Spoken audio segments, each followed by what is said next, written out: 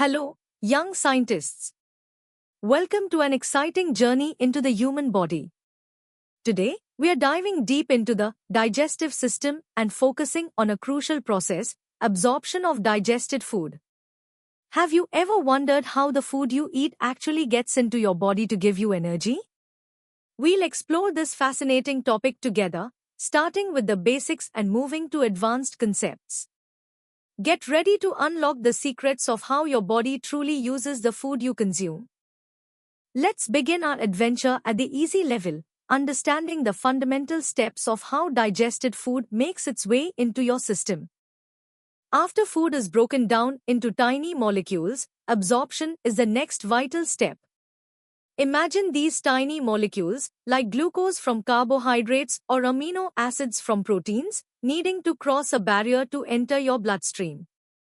This barrier is the lining of your digestive tract. Most of this incredible absorption happens in a long, coiled tube called the small intestine. It's perfectly designed for this job, acting like a super-efficient filter and gateway. Without absorption, even the most perfectly digested food wouldn't be able to nourish your body, making this process absolutely essential for life. The small intestine's design is key to its efficiency. Its inner surface isn't smooth, it's covered in millions of tiny, finger-like projections called villi. These villi dramatically increase the surface area available for absorption, much like how a towel has more surface area than a flat sheet. Each villus contains a network of tiny blood vessels called capillaries and a lymphatic vessel called a lacteal. Glucose and amino acids are absorbed directly into the blood capillaries, while most digested fats take a slightly different route, entering the lacteals. This ensures all vital nutrients are efficiently collected and transported throughout your body. Time to check your understanding with a few questions. Pause the video, try to answer them, and then continue to see how well you've grasped the basics of nutrient absorption. Good luck! Now, let's step up our understanding to the medium level, where we'll explore the how and what of absorption in more detail. Understanding absorption is crucial because it's the bridge between digestion and nutrition. It's how the raw materials from your food, like sugars, amino acids, and fats, are actually delivered to your cells to build, repair, and power your body. Without efficient absorption, you could be eating plenty, but your body wouldn't be getting the vital nutrients it needs, leading to malnutrition. The small intestine is truly the hero here, with its specialized structure allowing it to absorb nearly 90% of all ingested nutrients. This incredible feat ensures that almost everything you eat that can be used, is used. The small intestine's success in absorption is thanks to its remarkable structure, which maximizes surface area. Beyond the macroscopic folds, its inner lining boasts millions of villi, and each villus, in turn, is covered with even tinier projections called microvilli, forming a brush border. This layered design creates an enormous absorptive surface, equivalent to a tennis court. Within each villus, a rich network of blood capillaries efficiently collects water-soluble nutrients like glucose and amino acids, while specialized lymphatic vessels called lacteals absorb fats. This intricate architecture is a testament to nature's engineering for optimal nutrient uptake. Nutrients move from the small intestine into the bloodstream or lymphatic system through various mechanisms. Simple diffusion allows small molecules like some fatty acids to pass directly through the cell membrane from a high concentration to a low one. Facilitated diffusion also moves molecules from high to low concentration, but it requires specific carrier proteins to help them across, like fructose. Active transport is different. It uses energy, often in the form of ATP, to move nutrients against their concentration gradient, from an area of low concentration to high, ensuring maximum uptake of vital substances like glucose and amino acids. Water, of course, moves by osmosis, following the concentration gradient of solutes. It's time for some medium-level practice questions. Think about the mechanisms and structures we've just discussed. Take your time, formulate your answers, and then we'll review them. You're doing great. Ready to dive deeper? The hard level awaits, where we'll unravel the intricate cellular details and pathways of absorption. At the microscopic level, the small intestine is lined with specialized cells called enterocytes. These cells are packed with organelles and equipped with a brush border of microvilli, which are crucial for the final stages of digestion and absorption. Each villus is a bustling hub containing a central lacteal, which is a lymphatic capillary responsible for absorbing fats, and a dense network of blood capillaries that pick up water-soluble nutrients. These capillaries merge into venules, then veins, eventually leading to the hepatic portal vein, which carries nutrient-rich blood directly to the liver for processing. This ensures that the liver can detoxify and metabolize absorbed substances before they circulate throughout the body. Let's explore the specific mechanisms for different nutrient types.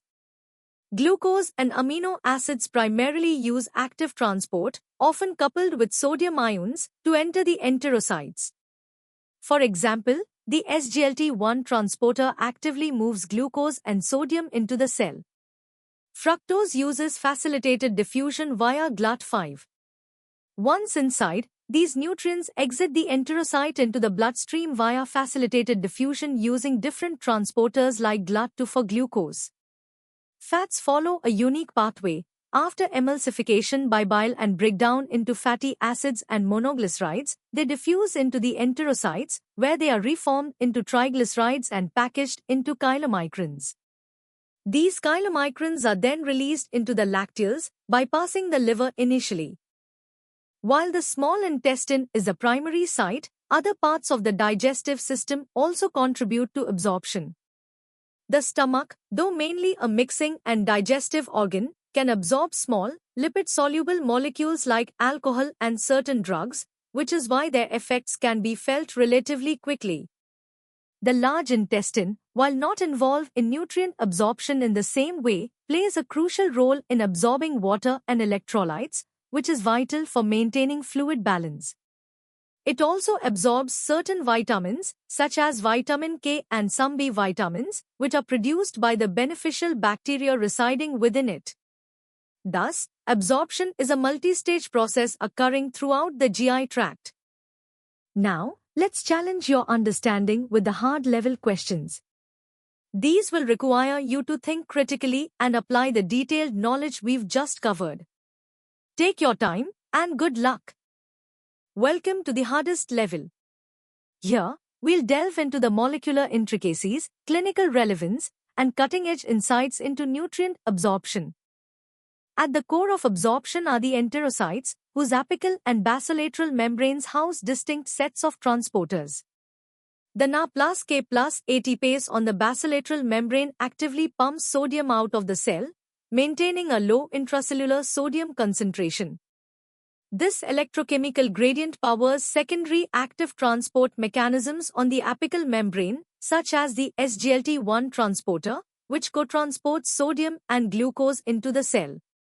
Tight junctions between enterocytes are vital, ensuring that absorbed nutrients pass through the cell's transcellular pathway, rather than between them, paracellular pathway, maintaining the integrity and selectivity of the absorptive barrier. This precise cellular machinery ensures efficient and controlled nutrient uptake.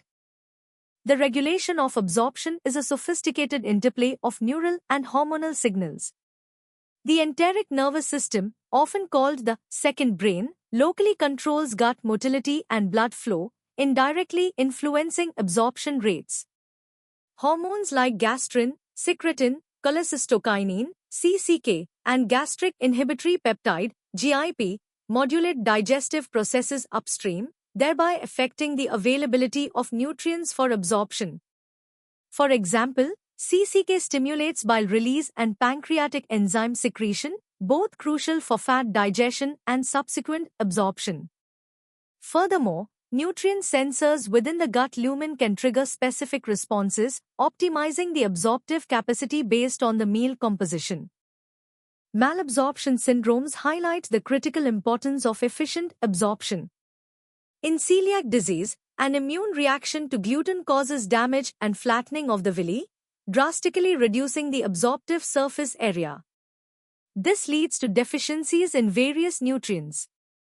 Lactose intolerance results from a deficiency in the lactase enzyme, meaning lactose cannot be broken down and absorbed, leading to osmotic diarrhea and discomfort. Pancreatic insufficiency, where the pancreas doesn't produce enough digestive enzymes, particularly lipase, impairs fat digestion and absorption, causing steatorrhea or fatty stools. Understanding these conditions provides insight into the delicate balance required for proper nutrient assimilation and overall health. The principles of absorption have profound clinical and scientific applications. Oral rehydration therapy, or ORT, a life-saving intervention for diarrhea, cleverly exploits the Na plus glucose cotransport mechanism. By providing water with precise amounts of sodium and glucose, ORT enhances water absorption in the small intestine, preventing dehydration. In drug development, understanding intestinal absorption pathways is crucial for designing drugs with optimal bioavailability. Bioengineering efforts, such as organ-on-a-chip models of the intestine, are revolutionizing research by providing realistic, miniature environments to study nutrient transport, drug interactions, and the gut microbiome, offering insights impossible with traditional methods. These advancements underscore the practical impact of understanding absorption. You've reached the hardest level questions. These challenge your deepest understanding of absorption, its mechanisms, and its implications. Take your time to analyze each question, applying all the knowledge you've gained. Here are the first 5 questions. And here are the remaining 5 questions for the hardest level. Keep up the excellent work. Remember, understanding these complex processes is key to truly mastering biology. Once you're done, you'll have a comprehensive grasp of nutrient absorption. Fantastic work today, explorers! We've journeyed from the basics of how food enters your body to the intricate molecular dance of absorption and its real-world impact. We hope this deep dive into the digestive system has ignited your curiosity. For more such engaging and in-depth educational content, make sure to visit synapse.omaps.in. Don't forget to like this video, share it with your friends, and subscribe to our channel for more amazing learning experiences. Keep exploring, keep learning.